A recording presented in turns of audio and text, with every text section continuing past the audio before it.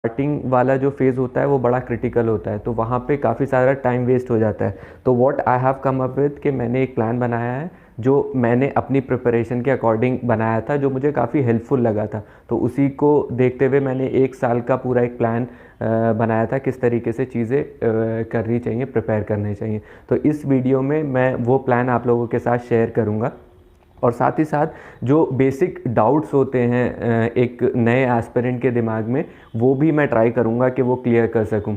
जैसे कि बहुत लोगों को होता है कि कब किस टाइम स्टार्ट करना चाहिए, उन लोगों को ये समझ नहीं आता, और जब स्टार्ट करते हैं तो स्टार्टिंग में क्या करना चाहिए, और एनसीईआरटीज़ कौन सी पढ़नी चाहिए, आंसर राइटिंग कब करनी चाहिए, और बाकी सारी चीज़ें जो एक पूरे प्रोसेस में आती हैं सिविल सर्विसेज के, उसमें थोड़ा कन्फ्यूजन रहता है। तो वो मैं ट्राई करूँगा कि वो चीज़ें क्लियर हो सकें।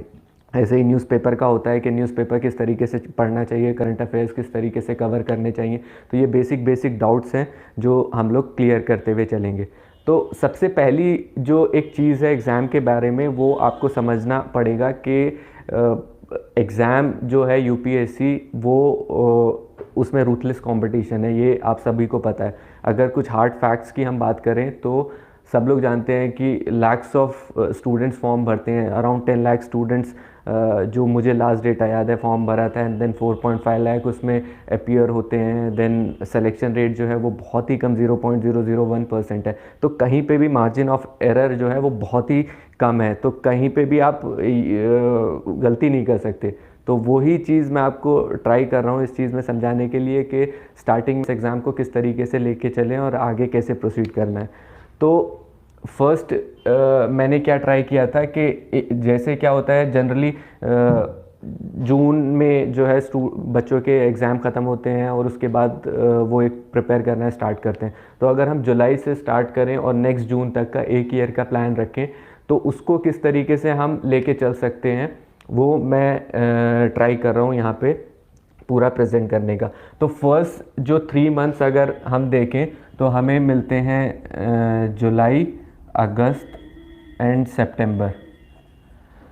तो ये आप अपने हिसाब से चेंज भी कर सकते हैं कि कोई इंसान अगर जनवरी से स्टार्ट कर रहा है तो वो जनवरी के स्टार्टिंग के 3 मंथ्स ले सकता है, बट जनरली जो ग्रेजुएशन में होते हैं उनके जो पेपर्स रहते हैं वो जून के अराउंड ख़त्म होते हैं, तो जुलाई में वो अपनी प्रिपरेशन अगर स्टार्ट कर रहे हैं तो उस तरीके से मैंने स्टार्ट किया है। तो अगर हम फर्स्ट देखें जुलाई में, जब आप एकदम नए आते हो, तो आई विल से कि फ़र्स्ट 15 डेज़ आपको कहीं टाइम वेस्ट नहीं करना है, आपको एग्ज़ाम को समझना है। जितना अच्छे से आप समझेंगे उतना आपको हेल्प मिलेगा।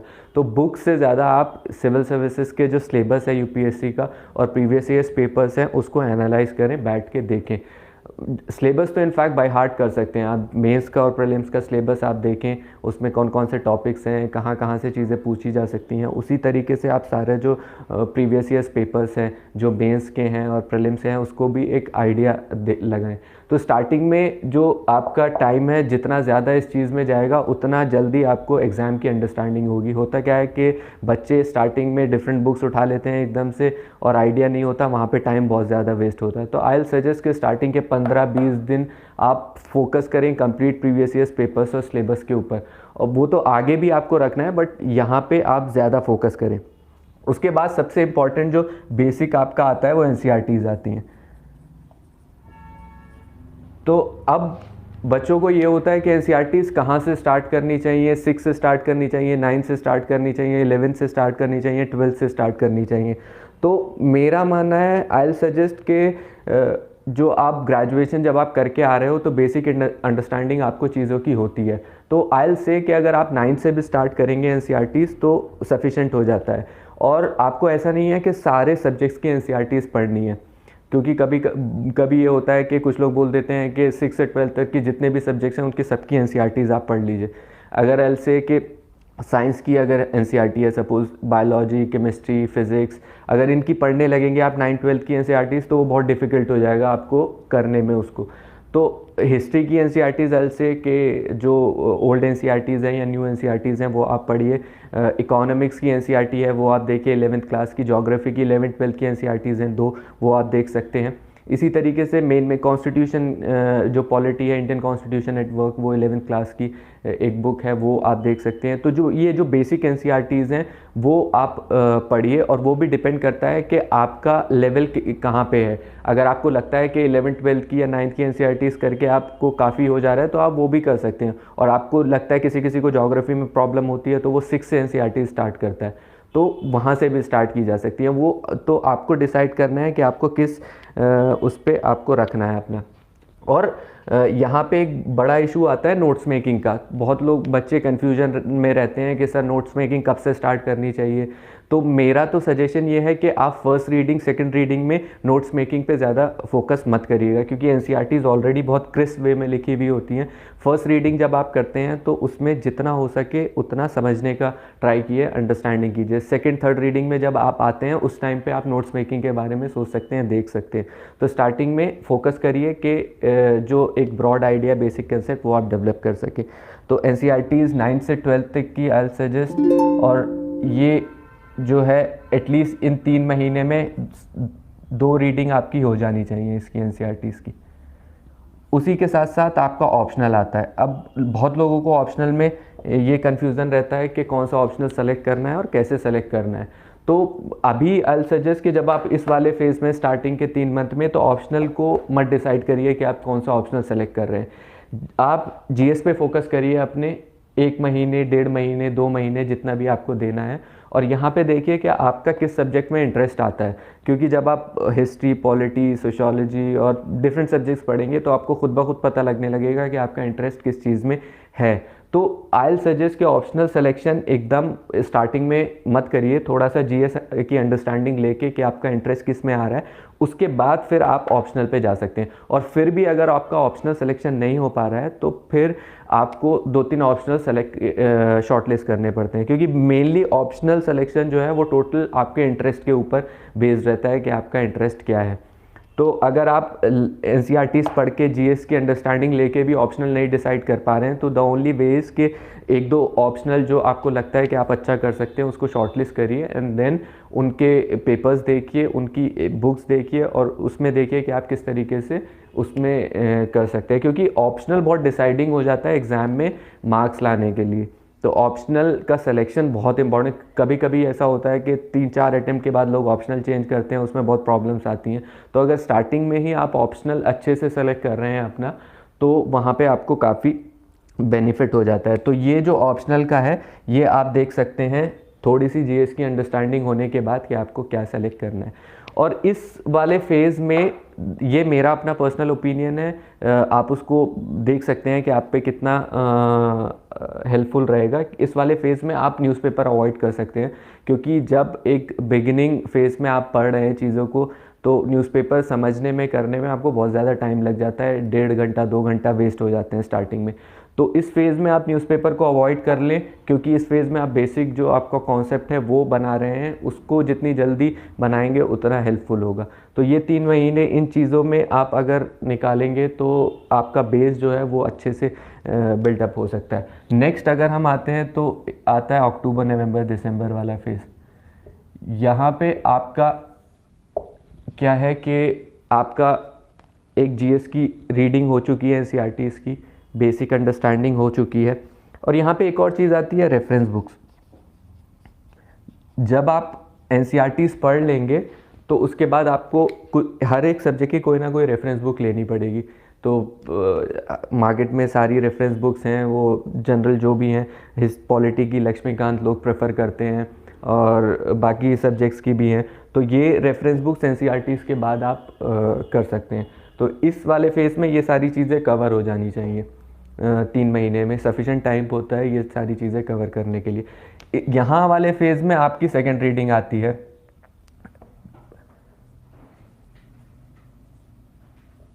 सब्जेक्ट्स का क्या होता है कि स्टार्टिंग की जो फर्स्ट रीडिंग होती है उसमें जो आपकी अंडरस्टैंडिंग होती है वो बहुत लेमन के टर्म्स में होती है। जब आप सेकेंड थर्ड रीडिंग में जाते हैं, इस फेज़ में आते हैं, तो आप पिक्चर को बहुत एक हॉलिस्टिक वे में देख लेते हैं। तो यहाँ पे आपको सेकेंड रीडिंग जो है यहाँ पे सब्जेक्ट्स की और रेफरेंस बुक्स की आनी चाहिए। ऑप्शनल जो है दिसंबर तक आपका कंप्लीट हो जाना चाहिए। ये इस फेज़ में रहता है, क्योंकि यहाँ पे आपका ऑप्शनल सिलेक्शन जब आता है तो मे बी अगस्त सितंबर, जब तक भी आप टाइम लेते हैं ऑप्शनल सिलेक्शन में, तो किसी भी ऑप्शनल को कंप्लीट करने के लिए एटलीस्ट 3 मंथ्स तो चाहिए ही चाहिए होते हैं। तो यहाँ पे एक बार तो एटलीस्ट आपका ऑप्शनल कंप्लीट हो जाना चाहिए सिलेक्शन के बाद, क्योंकि अगर यहाँ तक आपका ऑप्शनल कंप्लीट नहीं हो रहा है तो उसके बाद जो आगे की चीज़ें हैं उसमें आपको फिर प्रॉब्लम आएगी। तो दिसंबर तक ट्राई करें कि आपका ऑप्शनल कंप्लीट हो रहना चाहिए। ये 3-3 महीने के जो फेजेस मैं बना रहा हूँ, ये आप अपने हिसाब से भी इसको चेंज कर सकते हैं जब से आप स्टार्ट कर रहे हैं। तो मैंने तो एक ईयर का प्लान लिया है जो स्टार्ट होता है जुलाई से और एंड होगा जून पे। जनरली प्रीलिम्स भी जून में ही होता है। तो और यहाँ पे आई से कि यहाँ पे आप न्यूज़पेपर को स्टार्ट कर सकते हैं।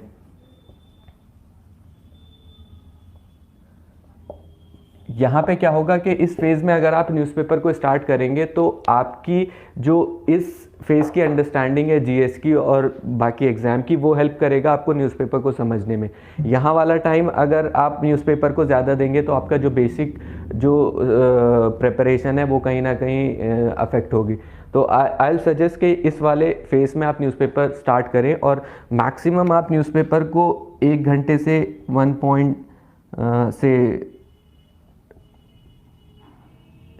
1 या 1.5 घंटा मैक्सिमम, उससे ज़्यादा नहीं देना है न्यूज़पेपर को। और न्यूज़पेपर को कैसे पढ़ना है, किस तरीके से, वो पूरा एक डिटेल में टॉपिक है और मैं आगे भी वीडियोस लूँगा, मैं आगे भी चीज़ें करूँगा। तो उसमें एक डिफरेंट पूरा एक लेक्चर हम लोग ये कर सकते हैं कि न्यूज़पेपर को किस तरीके से पढ़ना है, किस तरीके से चीज़ें कवर करनी है। तो यहाँ पे आप न्यूज़पेपर का स्टार्ट कर सकते हैं और यहीं पे आपको नोट्स मेकिंग पे भी अपना थोड़ा फोकस स्टार्ट करना पड़ेगा, क्योंकि जब आप न्यूज़पेपर पढ़ते हैं और आपकी 3rd रीडिंग 4th रीडिंग यहाँ पे आ जाती है इस वाले फेज़ में, उसके बाद आपकी जो नोट्स मेकिंग होती है वो इम्पॉर्टेंट हो जाती है। NCERTs के तो आई सजेस्ट कि आप उतने ज़्यादा नोट्स पे फोकस नहीं करें जितना करंट के इश्यूज़ होते हैं। और बाकी जो जैसे हिस्ट्री है तो उसमें बुक्स में तो आपको एक पूरी स्टोरी की तरह चीज़ें समझाई जा सकती हैं, लेकिन एग्ज़ाम पर्सपेक्टिव से किस तरीके से उसको नोट्स में बनाना है ताकि वो एग्ज़ाम के टाइम पे आपको याद रह सके, वो आपको देखना है। तो इस फेज़ में नोट्स मेकिंग जो है वो इम्पॉर्टेंट हो जाती है, यहाँ पे आप कर सकते हैं। तो ये 2 फेज़ में अगर आप इतना कर लेते हैं तो आपकी बेसिक जो अंडरस्टैंडिंग है एग्ज़ाम की वो काफ़ी अच्छे से डेवलप हो जाएगी। अब अगर हम जनवरी, फरवरी, मार्च ये 3rd वाले फेज़ पे आए, तो अभी यहाँ पे आप देखिए कि आपके ऑप्शनल की रीडिंग, आपके जीएस की रीडिंग, आपका न्यूज़पेपर, ये सारी चीज़ें कहीं ना कहीं आ गई हैं प्रिपरेशन में। तो यहाँ से आपको नेक्स्ट लेवल पे मूव करना है। तो यहाँ पे आई सजेस्ट कि एक और पार्ट होता है सिविल्स में एथिक्स का। होता क्या है, एथिक्स थोड़ा डिफरेंट है। जीएस की प्रिपरेशन, जीएस के सब्जेक्ट्स जो हैं वो आप इजीली समझ सकते हैं, लेकिन मुझे लगता है कि एथिक्स की अंडरस्टैंडिंग के लिए आपको इस वाले फेज़ को कंप्लीट करना इंपॉर्टेंट हो जाता है, क्योंकि अगर डायरेक्टली आप इस फेज़ में एथिक्स को पढ़ेंगे तो उसको उतने अच्छे से रिलेट नहीं कर पाएंगे। तो यहाँ पे अगर आप एथिक्स को स्टार्ट करते हैं या एथिक्स की अंडरस्टैंडिंग लेते हैं तो वो आपको काफ़ी हेल्पफुल होगा, क्योंकि आप इस चीज़ से उसको रिलेट कर पाएंगे। और एथिक्स के लिए लोग कंफ्यूज रहते हैं कि एथिक्स में क्या पढ़ना चाहिए, क्या नहीं पढ़ना चाहिए। आई विल से कि एथिक्स में आप देखिए सिलेबस में जो डेफिनेशन टर्म्स हैं, जो चीज़ें दी हुई हैं, उसकी एक बेसिक अंडरस्टैंडिंग आपको नेट से कहीं पे भी मिल सकती है। बाकी सारा जो एथिक्स है वो प्रैक्टिकल पार्ट है कि आप उस चीज़ को कैसे रिलेट करते हैं अपने लाइफ से, अपनी चीज़ों से। तो आप न्यूज़पेपर पढ़ रहे हैं, आप ऑप्शनल पढ़ रहे हैं, आप जीएस पढ़ रहे हैं, कुछ भी पढ़ रहे हैं, आप उसको एथिक्स से रिलेट कर सकते हैं। तो यहाँ पे एथिक्स के लिए आई सजेस्ट कि कोई सेपरेट एक डिफरेंट स्टडी या डिफरेंट एक वो नहीं चाहिए। आपको सिर्फ अपना माइंड को ओपन रखना है कि किस चीज़ को एथिक्स के कौन से पार्ट से रिलेट किया जा सकता है। तो यहाँ पे आप एथिक्स की चीज़ें स्टार्ट कर सकते हैं। एक और चीज़ आती है एसे। एसे का भी वही कॉन्सेप्ट है कि एसे के लिए 2 चीज़ें चाहिए, एक तो कंटेंट चाहिए आपके पास, दूसरा आपको चाहिए एसे को प्रेजेंट करना, कैसे प्रेजेंटेशन।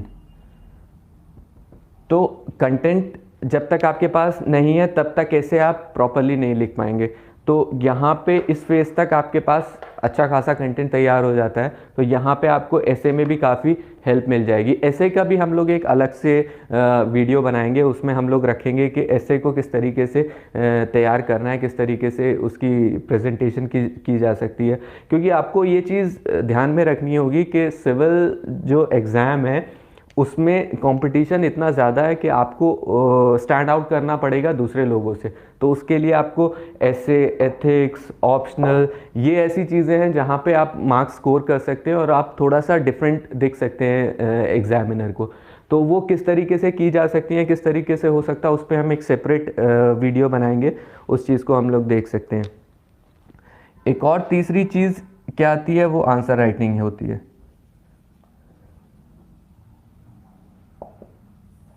ये भी बहुत इंपॉर्टेंट हो जाती है, क्योंकि एक आपको ये समझना पड़ेगा कि कभी कभी बच्चों को लगता है कि अभी हम प्रीलिम्स की तैयारी कर रहे हैं, अभी हम मेंस की तैयारी कर रहे हैं और वो सारी चीज़ें डिफरेंट हैं, पहले प्रीलिम्स हो जाए फिर मेंस के करें। ऐसा कुछ नहीं है, क्योंकि अगर आप ये कर रहे हैं तो आपको प्रीलिम्स और मेंस दोनों को एक साथ लेके चलना पड़ेगा।